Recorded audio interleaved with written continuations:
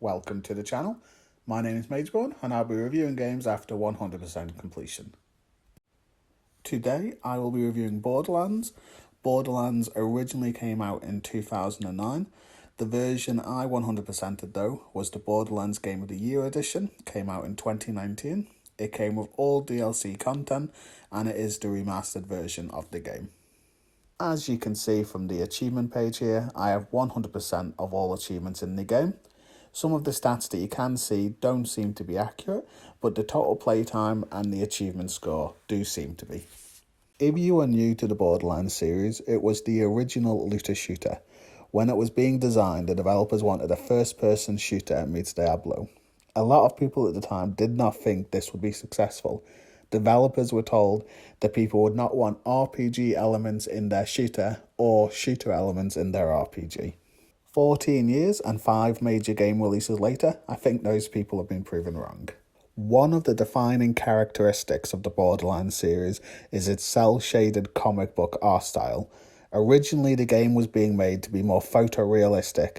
However, around the same time as Borderlands was being developed, Fallout 3 and Rage was being released, and the company were worried that Borderlands would look the same. So they took a gamble and tried the cel-shaded look.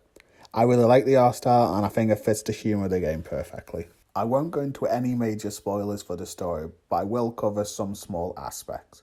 The premise of the game is you are a vault hunter who has been drawn to the planet of Pandora in search of the legendary vault. At the start of the game, you will choose from 4 different characters. Your first choice is Roland. He is a typical soldier character. He's good with combat rifles and shotguns. His main skill is a turret he can put out that will fight on its own. Next up is Mordecai the Hunter. He is the sniper of the group and has a pet bird he can order to attack people with. Brick is a berserker, the main melee character in the game. His special ability is he puts his guns away and punches people. Last but not least is Lilith the Siren. She is the magic user of the group and is good with SMGs. Her action skill allows her to phase walk, which means she moves to a different plane of existence and is untargetable for the duration. With Borderlands being the first in the series, it also has the worst talent trees. All of the talent trees are a bit bare, but this is the first time Gearbox did anything like this, so I do give them a little bit of slack. If we look over Lilith's trees, we can see that she has 3 trees to choose from. They are Controller, Elemental and Assassin. I will go over the choices in one of the trees to not spoil too much. On the first row of the Controller tree, you have a choice between Diva and Striking. Diva increases your maximum shield and Striking has a chance to debuff the enemy with a melee strike. The second row options are Inner Glow and Dramatic Entrance. Inner Glow adds health regen when you use Phase Walk, and Dramatic Entrance adds the chance to daze enemies when you enter or exit Phase Walk. Hard to Get and Girl Power are the third row options. Hard to Get decreases your skill cooldowns, and Girl Power gives you a shield regen when you kill an enemy. The final skill on each tree are normally rather strong. On the Controller tree, you get Mind Games, which makes each bullet that hit an enemy has a chance of adding the Daze debuff to the enemy, which reduces their movement speed and accuracy. As you can see from the tree, the choices aren't anything special or build defining as in later games, but as I said, it is a first attempt, it's good enough. The humour of Borderlands is something that I really like, but it isn't for everyone. In this game, they are really finding their feet with the tone they are setting and the world in which the game exists. I find it very immersive and everything flows well together. The DLCs all match the theme of Borderlands and none stand out as not belonging. There are a couple of twists within the story that may take people by surprise if they are new to the series. There are memorable characters that will stick out with you, for good or bad. Looking at you, Claptrap. One of the main aspects of the Borderlands series is its guns. There are a lot of options.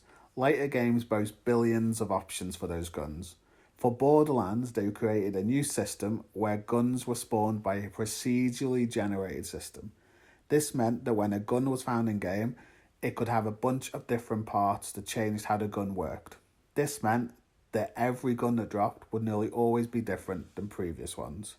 All items in Borderlands have their own rarity. White is the starting rarity and is the worst and most common. Green is next and is uncommon. Blue is rare. Purple is very rare. And orange is legendary. Pearlescent was also added with DLCs and is the rarest type of item. The rarity would determine the stats on the gun. The higher the rarity, the better the stats would be. There are also different archetypes of guns, pistols and shotguns to rocket launchers and SMGs. There are also different gun manufacturers which change how a gun works. With all of these options, you can see how there can be many different guns in the game. There are other items that your character can equip as well, such as class mods, which can increase different weapon damages like SMGs or elemental damage such as corrosion. There are also different grenade mods to change how your grenades work, changing them from a normal explode after a set time to a grenade that steals HP from enemies and gives it back to you. Shields are the final piece of equipment that a player can equip. They add a barrier to a player's HP that when they take damage they get lower and they recharge after a set time delay. You can also get additional stats on top of shields such as elemental resistance or extra HP. These options allow the player to make a character how they want it. Do you like SMGs to do shock damage? You can use the class mod that increases shock damage and use a shock grenade. You can build your character however you want, which I really like. The general gameplay of Borderlands is very fun. I think the gunplay holds up still today, 14 years later. The later games in the series improve upon the gameplay, but even today I find the gunplay in Borderlands feels better than the gunplay in some new games that have released recently. Anyone familiar with games like Diablo or another looter shooter will be familiar with the general gameplay loop of kill things to get better items, to be able to kill stronger things to get better items, etc, etc. The bosses of Borderlands are a little bit of a letdown by today's standards.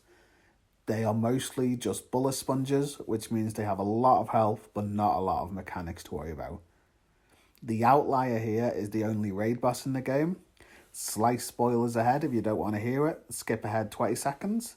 I won't show any of the fight, so ignore the background footage, it isn't from this fight. Cormorant's the Invincible is a very tough boss, but a very fun boss.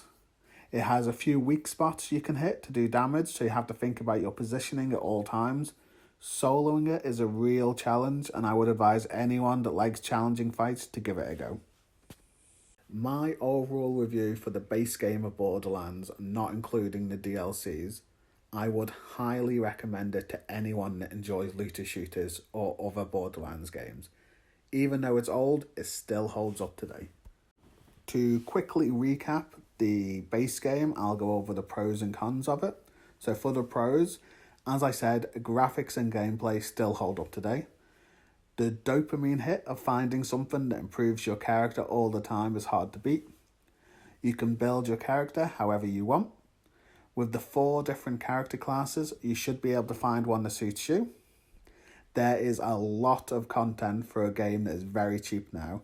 I got Borderlands Game of the Year, Borderlands 2 Handsome Jack Collection and Borderlands the pre-sequel for £20. A great deal. As for the cons, as it is an older game, a lot of the quality of life features newer games have aren't there. Be prepared to do a lot of backtracking and running from one NPC to another. As I said earlier, the bullet sponge bosses can be a bit boring. The maps are not the easiest to navigate, but this is a problem in all of the Borderlands games, not just the first one.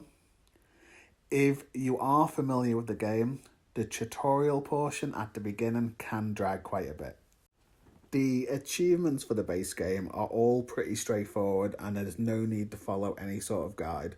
Just read the achievements and play the game. I much prefer an achievement list you can just get by playing instead of having to follow a guide for hidden collectibles. The 4 DLCs are the Zombie Island of Dr. Ned, Mad Moxie's Underdome Riot, the Secret Armory of General Knox, and Claptrap's New Robot Revolution. The Zombie Island of Dr. Ned is exactly what it sounds like, an island full of zombies. The story is interesting and the characters memorable, just like the base game. All the DLCs can be challenging if you do not have good equipment, so you may need to farm a bit before being able to handle the DLC content. There is a lot of content in the 4 DLCs, and Dr. Ned will take you about 5 hours to complete. In regards to achievements, there is only one which can be annoying, which is a side quest called Brains. You have to collect a certain number of brains. Make sure you pick up this quest early so you don't have to farm it after you complete the DLC. All in all, it was a fun DLC and definitely worth playing. The next DLC, unfortunately, is the worst DLC in the collection. Mad Moxie's Underdome Riot is a wave defense mode. It has 3 different arenas, and to start you have to survive 5 rounds, which consists of 5 waves and takes about 30 minutes to complete. If you die, you have to redo it. The rewards for these are terrible. There is no story and it really just drags. The worst part comes with the achievements though. To get the achievement for this DLC, you have to survive 20 rounds of 5 waves each, which takes between 2 and 3 hours. You need to do this for each arena. It's very long-winded for very little reward. If you do not care about the achievements, I would recommend skipping this unless you love wave defense. The Secret Armory of General Knox is a great bit of fun. The story is good and the zones are fun. Completing the final boss is rewarding and the DLC is challenging but in a good way. The main issue with this DLC is the lack of fast travel. If you're playing on PC, I saw there is a mod that you can add to add fast travel. I would definitely look into that if you can. Some missions have you going from one end of the DLC to the other through 3 or 4 different maps just to hand in a single mission. This is the only downside of the DLC though. The DLC also added the pearlescent rarity and the raid boss I mentioned earlier. It will take roughly 10 hours to complete, but if you want to farm some pearlescent items, that may take a lot longer. The achievements are once again pretty straightforward. There is one you may need to check the internet for, but if you are like me and open every box you find, you don't need to look it up. I would highly recommend this DLC if you enjoyed the base game. Claptrap's New Robot Revolution is the final DLC, and I enjoyed the story and the overall feel of this DLC. The boss fights, apart from the last one, were just bullet sponges again though. The missions here felt a lot more streamlined and not as much backtracking, which was great. In regards to achievements, this DLC has one of the worst collectible achievements I've ever done. A certain enemy type in the DLC drops certain items. You need to collect a set amount of each, and some have very low drop chance. To show how annoying this is, looking up an easy way to farm this online, most people put their character AFK in a certain spot for 10 hours to then come back, and there will be a lot of dead enemies around you that drop the collectibles.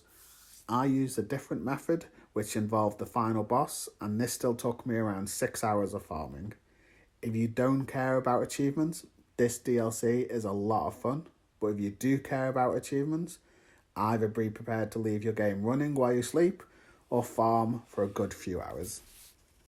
Overall, I would recommend Borderlands and its 4 DLCs, especially at the current price. For achievement hunters, the base game is a fun time, but the DLCs overall not so much. I would give Borderlands Game of the Year edition a solid 7 out of 10.